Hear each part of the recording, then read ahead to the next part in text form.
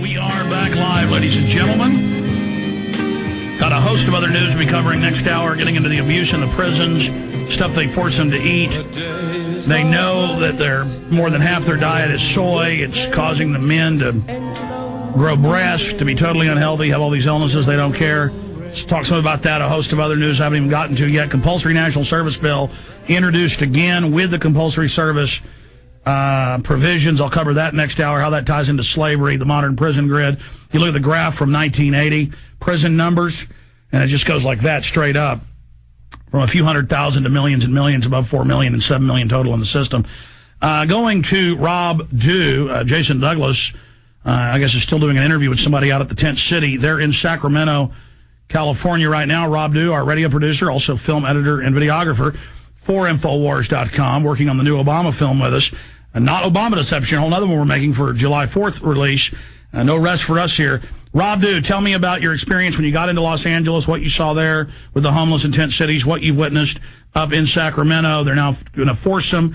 And I have a video clip coming up with Schwarzenegger and the Sacramento mayor saying, look, tough love. You can't just live out here in tents. We're going to make you go to the fairgrounds. So Rob Dew joining us from California. Well, Alex, I don't think they're going to go quietly. Everything, the people that we've been talking to here, they don't plan on going to this Cal Expo Center.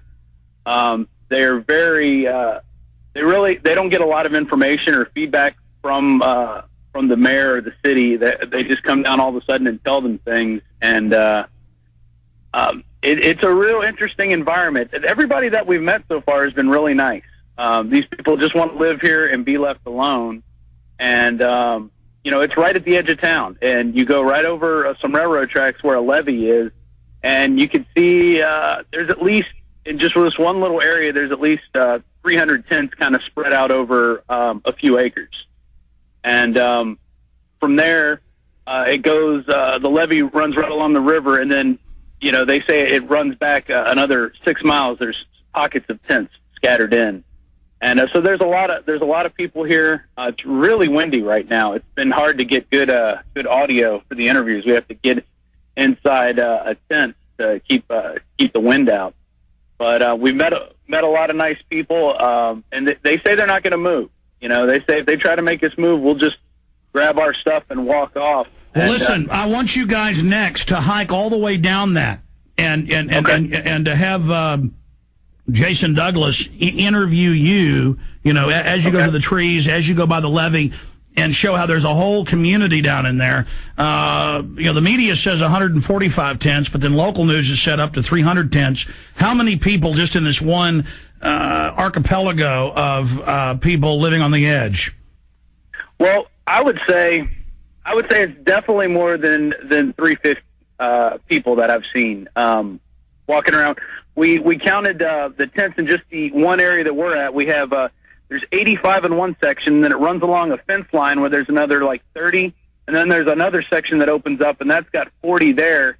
And then even before you get to those areas, there's pockets of 10 tents here, another 15 here. You go across the bridge, there's some underneath the bridge. So they've really scoped that area out, and they say, look, we're not bothering anybody. We're out of the way. They really don't have a lot of crime there. We were there till 10:30 last night, and at no point did we ever feel threatened. Now, what type of folks are these? We've seen newscasts where it's lower middle class people who got a bad mortgage, lost everything, they can't get credit for the 2-3 month down payment for an apartment or a rent house. So most of them have said they're trying to save money to get out of there, and that they're going and leaving with their cars to jobs. Right. Well, and that's an interesting thing. We met one guy who's been working. He's been out there for about a year now, and he has a day job. He works every day in construction and comes back and lives there. And he just, he likes the freedom. He doesn't really want to have an apartment. A lot of these people, what we've been finding is that they want to be out here. They're not looking to be part of the system. We have met people who've been kicked out of their apartments for not making rent, and then they have to make that money, that 2 months plus a deposit. And then if they have a dog or a cat, it's another $300 to $400 on top of that. So we have yet to find a person that said they've lost their mortgage. Although what we're hearing from the people is that a lot of the people we've talked to is that there's one guy that lost his mortgage, and he was there for about a month and a half, and then he left, but he still comes back to bring stuff for people. So what we're thinking of is, from what we've been gathering, is that has kind of been hyped up in order to create the news story. But these, a lot of the people said they've been out here for years. There have been some people who've been out there for a few months. A lot of people, they're either getting kicked out of their house by their spouse, or they're just losing their apartment because they can't pay rent. We met one guy who was a director of sales for his company. This small company was a flooring and tile company, and the company went under, and he lost his job, and he hasn't been able to find a new one. And he was staying at the Cal Expo Center for a while. But you got to really hear about this Cal Expo Center. This place is definitely, this is like a FEMA camp in the making. I mean, you have to be there.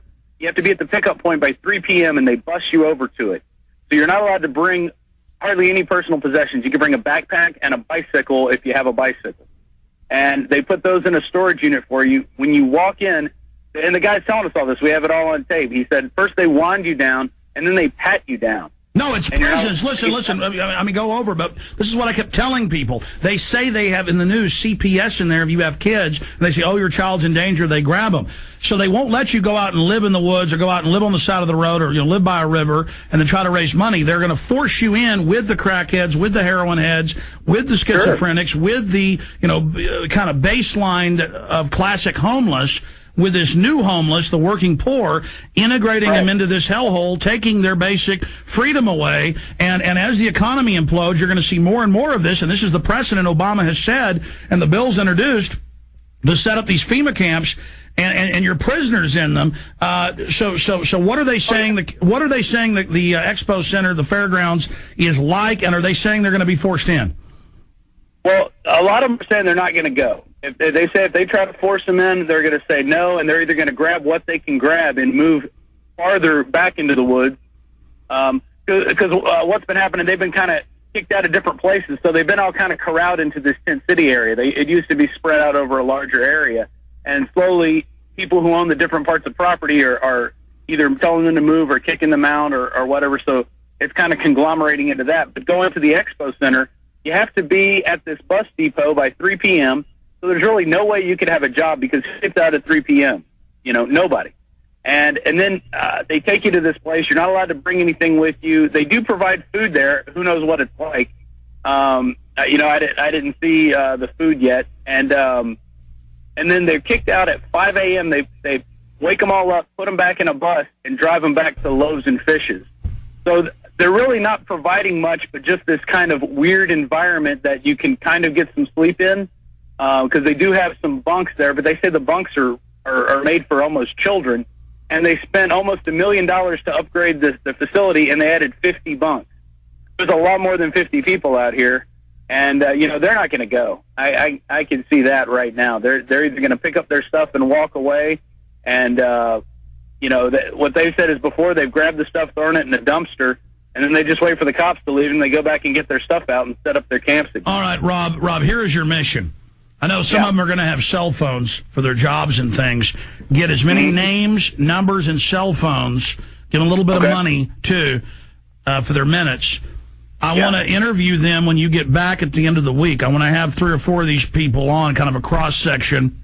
Okay. And I want you to give them the producer cell phone you have, the company phone, to call that when all this starts, so that we can, or a day or two, if we can find out when they're coming, I will send you back to California so we can be there, or we can get citizen reporters, We Are Change, or 9/11 Truth, or Ron Paul meetup groups, whatever, to cover this when they try to forcibly move them. Schwarzenegger has said sometime in the next month. Now, he's been out there several times.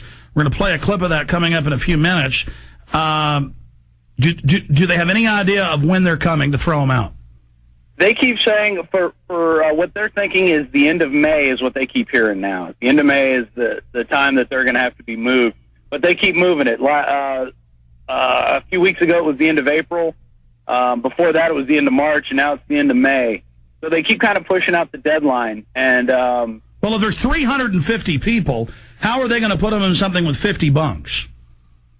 Well, it's actually got, I think it's got 100 bunks, and then they added another 50 more. We're actually going to go out there today and talk to some people in a little bit. We're going to drive out there and see what it's like. Yeah, I want you to be there at 3 if you can.